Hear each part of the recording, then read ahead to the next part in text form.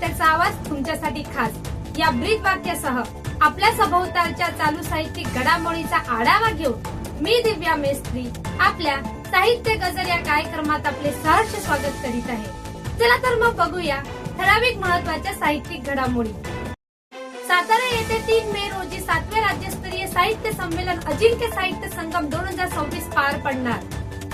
London मध्ये घुमणार मराठीचा डंका, छत्रपती शिवाजी महाराजांच्या नावाने जगातील पहिले वैश्विक मराठी भाषा केंद्र उभारणार मंत्री उदय सामंत। नारी शक्ती परिवर्तनाची खरी दिशा, जागतिक महिला दिनानिमित्त पल्प प्रकाशनाचा प्रेरणादायी ऑनलाईन चर्चासत्राचे आयोजन।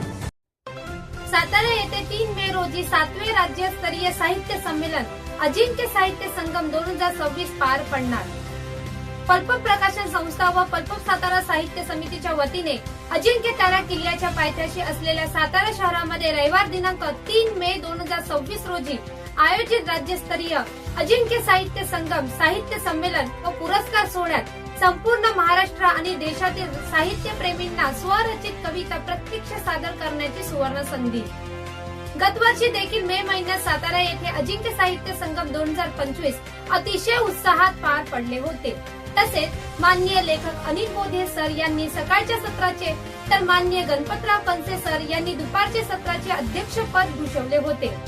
लेखक प्रदीप कांबळे सर, लेखक सूर्यकांत शिंगटे सर, लेखिका रेखा दीक्षित ताई, अनिल बोधे सर व पल्प साहित्य परिवारातील मान्यवर देखील या संमेलनामध्ये उपस्थित होते। यावेळी 2026 चे 7वे राज्यस्तरीय अजिंक्य साहित्य संमेलन गत वर्षीप्रमाणेच उत्साहात पार पडण्यासाठी आयोजक समितीने देशभरातील साहित्यिकांना व बाल साहित्यिकांना कवी संमेलनामध्ये सहभागी होण्यासाठी आवाहन केले आहे। सहभागी कवींना ट्रॉफी आणि सन्मानपत्र उपस्थित मान्यवरांच्या हस्ते प्रदान करून शानदार सन्मान केला जाईल। सहभागी कवींना वय आणि कवितेच्या विषयाचे बंधन नाही।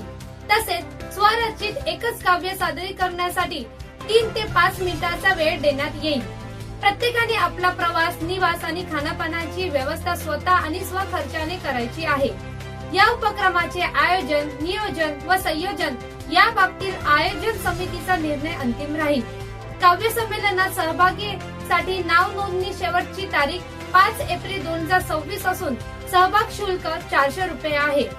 9922168681 किंवा 9096095885 या नंबरवर शुल्क भरून नाव नोंदणी करणे अनिवार्य आहे। शुल्क भरण्याचा स्क्रीनशॉट वरील नंबरवर पाठवून नोंदणीची प्रक्रिया पूर्ण करणे आवश्यक आहे। कवी संमेलनाच्या दिवशी उपस्थित सहभागींना नाश्ता, जेवणाचे दुपारचे जेवण देण्यात येईल। तसेच एकदा जमा केलेले शुल्क कोणत्याही परिस्थितीत परत मिळणार नाही याची सर्वांनी नोंद घ्यावी। अधिक माहितीसाठी आयोजकातर्फे खालील नंबरवर संपर्क साधण्याचे आवाहन करण्यात आले आहे। सौ लीना पाटील 9922168681 आयोजक पल्प सातारा साहित्य कार्यकारिणी माननीय कवी लेखक किरण तोडकर सूर्यवंशी 9545691933 साहित्य संमेलनाचे ठिकाण स्वराज्य conference hall Satara Kodoli. London मध्ये घुमणार मराठीचा डंका, छत्रपती शिवाजी महाराजांच्या नावाने जगातील पहिले वैश्विक मराठी भाषा केंद्र उभारणार मंत्री उदय सामंत। मराठी भाषेला अभिजात दर्जा मिळाल्यानंतर आता या भाषेचा गौरव जागतिक स्तरावर नेण्यासाठी राज्य सरकारने कंबर कसली आहे। मुंबईतील मराठी भाषा भवन आणि ऐरोलीतील उपकेंद्रासोबतच आता लंडन मध्ये छत्रपती शिवाजी महाराजांच्या नावाने जगातील पहिले वैश्विक मराठी भाषा केंद्र उभारण्यात येणार असल्याची ऐतिहासिक घोषणा मराठी भाषा मंत्री उदय सामंत यांनी विधान परिषदेत केली। जगात कुठेही मातृभाषेसाठी विश्व संमेलन घेतले जात नाही, ते केवळ महाराष्ट्रातच होते असे सांगत सामंत यांनी तत्कालीन मुख्यमंत्री एकनाथ शिंदे आणि विद्यमान मुख्यमंत्री देवेंद्र फडणवीस यांच्या नेतृत्वाखाली सुरू असलेल्या प्रयत्नाचे कौतुक केले। अभिजात भाषेचा दर्जा मिळाल्यानंतर मिळणाऱ्या निधीतून मराठीचे जतन अधिक प्रभावीपणे केले जाईल। मराठीचा प्रचार आणि प्रचार करण्यासाठी शासन कुठेही मागे राहिलेले नाही। केंद्राच्या त्रुटी दूर करून आता मुंबई, नवी मुंबई आणि थेट लंडन मध्ये मराठी भाषेची प्रतिष्ठा वाढवणारी केंद्रे लवकरच कार्यान्वित होतील असा विश्वास मंत्री सामंत यांनी व्यक्त केला। मंत्री उदय सामंत यांनी माहिती दिली की लंडन येथे ज्या वास्तूत महात्मा गांधीचे सचिव केळकर वास्तव्यास होते ती ऐतिहासिक वास्तू लिलावातील वाचून महाराष्ट्र सरकारने 5 कोटी रुपयांना खरेदी केली आहे. आजच त्याबाबतचा सामंजस्य करार केला जात आहे. याच वास्तूत आता जागतिक दर्जाचे मराठी भाषा केंद्र उभे राहील. साहित्यिक आणि संशोधकाच्या मागणीचा विचार करून नवी मुंबईतील ऐरोली येथे 35 कोटी रुपये खर्च करून मराठी भाषा उपकेंद्र उभारण्यात येत आहे. या ठिकाणी संशोधकांसाठी निवासाची उत्तम सोय केली जाणार असून यामुळे मराठी भाषेवर सखोल संशोधन करणाऱ्यांना मोठी मदत होईल असेही त्यांनी स्पष्ट केले. नारी शक्ती परिवर्तनाची खरी दिशा. जागतिक महिला दिनानिमित्त पल्प प्रकाशनाचा प्रेरणादायी ऑनलाईन चर्चासत्राचे आयोजन. 8 मार्च रोजी जागतिक महिला दिनाच्या निमित्ताने पल्प प्रकाशन अहमदाबाद यांच्या वतीने नारी शक्ती परिवर्तनाची खरी दिशा या विषयावर प्रेरणादायी ऑनलाईन चर्चासत्राचे आयोजन करण्यात आले. समाजातील विविध क्षेत्रात उल्लेखनीय कार्य करणाऱ्या महिलांना या चर्चासत्रात सहभागी करून त्यांचे अनुभव आणि विचार समाजासमोर मांडण्याचा सुंदर प्रयत्न करण्यात आला. या उपक्रमासाठी पल्प प्रकाशनाच्या सर्वेसर्वा सौ लीना पाटील मॅडम यांचे मोलाचे सहकार्य लाभले. कार्यक्रमाचे आयोजन तसेच मुलाखतकार म्हणून लेखक कवी संदीप मुलचंद पवार यांनी प्रभावीपणे सूत्रसंचालन करत संवादाचे सुंदर नियोजन केले. या चर्चासत्रात 4 मान्यवर महिलांना प्रमुख वक्त्या म्हणून निमंत्रित करण्यात आले होते.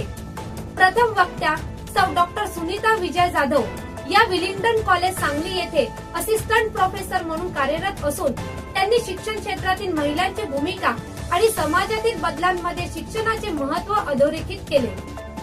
दुसऱ्या वक्त्या सौ पल्लवी रमेश जाधव या एक आदर्श गृहिणी असून त्यांचे शिक्षण BA पर्यंत झाले आहे. त्यांनी कुटुंब व्यवस्थापन, संस्कार आणि घरगुती जबाबदाऱ्या सांभाळताना महिलांची भूमिका किती महत्वाची आहे याबाबत मनोगत व्यक्त केले. तिसऱ्या वक्त्या सौ माधवी उमेश पाटील या रुरल हॉस्पिटल वाडा येथे लॅबोरेटरी सायंटिफिक ऑफिसर म्हणून कार्यरत आहे. आरोग्य क्षेत्रातील कामाचा अनुभव सांगताना त्यांनी समाजसेवेच्या भावनेतून महिलांनी पुढे येण्याचे आवाहन केले.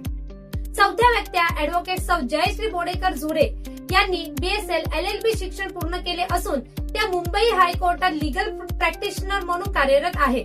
त्यांनी महिलांचे कायदेशीर अधिकार, स्वाभिमान आणि न्यायासाठी लढण्याची गरज याबाबत मार्गदर्शन केले. कार्यक्रमादरम्यान मुलाखतकार संदीप पवार यांनी प्रत्येक व्यक्तींना त्यांच्या कार्यक्षेत्राशी संबंधित विचारप्रवर्तक प्रश्न विचारून त्यांच्या अनुभवाचा आणि कार्याला उजाळा देण्याचे उत्कृष्ट काम केले. या संवादातून समाजातील महिलांना प्रेरणा, आत्मविश्वास आणि पुढे जाण्याची दिशा देणारा मोलाचा संदेश मिळाला. कार्यक्रमाच्या शेवटी उपस्थित मान्यवरांचे आभार मानण्यात आले. यावेळी पल्प प्रकाशनाच्या सर्वेसर्वा सौ लीना पाटील मॅडम यांनी आभार व्यक्त केले.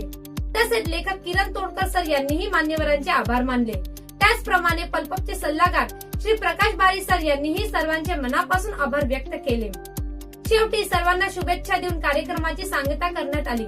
एकूणच नारी शक्ती परिवर्तनाची खरी दिशा हे ऑनलाईन चर्चासत्र महिलांच्या सक्षमीकरणाचा संदेश देणारे आणि समाजाला सकारात्मक दिशा देणारे ठरले. रसिक हो, या होत्या साप्ताहिक चालू साहित्यिक घडामोडी. चला तर मग भेटूया अशाच चालू साहित्यिक घडामोडीचा आढावा घेऊन पुढच्या भागात. तोपर्यंत लिहिते वा बदल घडवा.